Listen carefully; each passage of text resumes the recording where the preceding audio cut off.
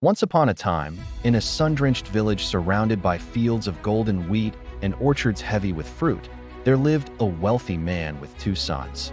The father was respected and beloved, known for his wisdom, fairness, and gentle heart. His older son was steady, reliable, and responsible, spending his days tending the family's lands and learning the ways of his father. The younger son, however, was different, restless, ambitious, and full of dreams that stretched far beyond the village. One morning, as the sun rose over the hills, the younger son approached his father. His eyes sparkled with desire and impatience. "Father," he said, his voice trembling with determination, "I want my share of the inheritance now. I want to leave and live life my way." The father's heart sank. The inheritance was meant to secure the son's futures. Giving it early was like saying goodbye before he was ready. "My son," he said gently, "are you sure? The world is not always kind, and wealth can vanish faster than it comes. Stay a little longer and learn more before you go." But the younger son shook his head. "No, father, I must go now. I need to see the world for myself."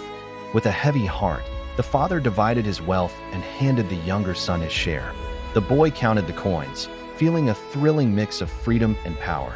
With a final nod to his father, he left the familiar home and set out for a distant land.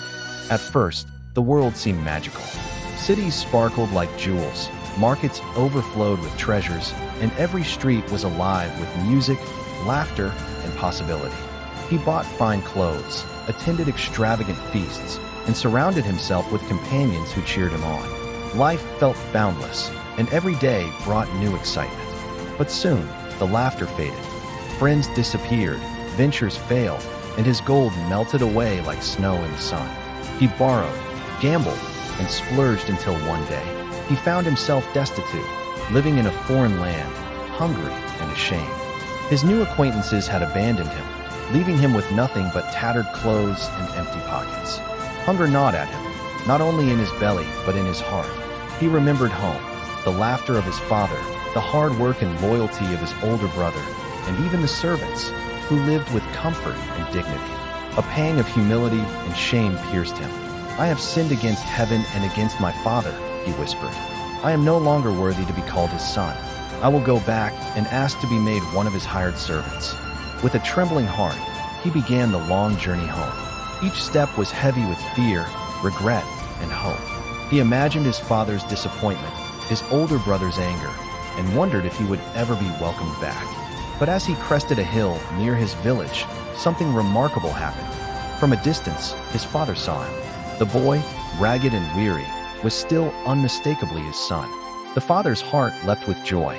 He ran down the hill, faster than his old legs should have carried him, and threw his arms around the boy. "My son, my lost son," he cried, tears streaming down his face. "You are home." The young man fell to his knees, tears mixing with the dust of the road. "Father," he stammered, "I have sinned against heaven and against you. I am no longer worthy to be called your son." But the father would not hear it.